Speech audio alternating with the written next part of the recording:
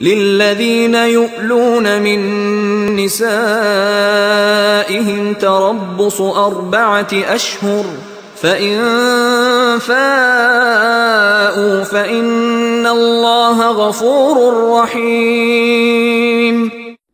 لِلَّذِينَ يُؤْلُونَ مِن نِّسَائِهِمْ تَرَبُّصُ 4 اشہر۔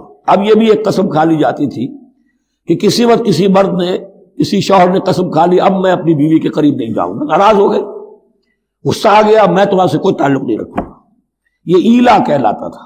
حضور نے بھی ایلا فرمایا تھا اپنی ازواج مطہرات سے جب انہوں نے کچھ زیادہ نفقے کا مطالبہ کیا تھا کہ اب عام مسلمانوں کے ہاں بھی خوشحالی آ گئی ہے تو اب ہمارے اوپر یہ سختی کیوں ہے، ہمارا بھی جو نفقات ہیں، ہمارا جو خرچ ہے، وظائف ہیں، بڑھائے جائیں۔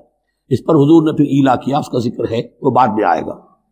لیکن وہاں عام طور پر لوگ قسم کھا کے بیٹھ جاتے تھے، اب قسم کھا لی ہے، پچھتا بھی رہے، کیا کرے، قسم کھاتے ہیں، اب بیوی کے پاس کیسے جائیں؟ اب وہ بیوی معلق ہے، نہ وہ شادی شداؤں میں ہے اور نہ وہ علیحدہ ہے، آزاد ہے۔ للذین یؤلون من نسائہم تربص 4 اشہر، 4 مہینے کے لیے تو وہ انتظار کیا جا سکتا ہے۔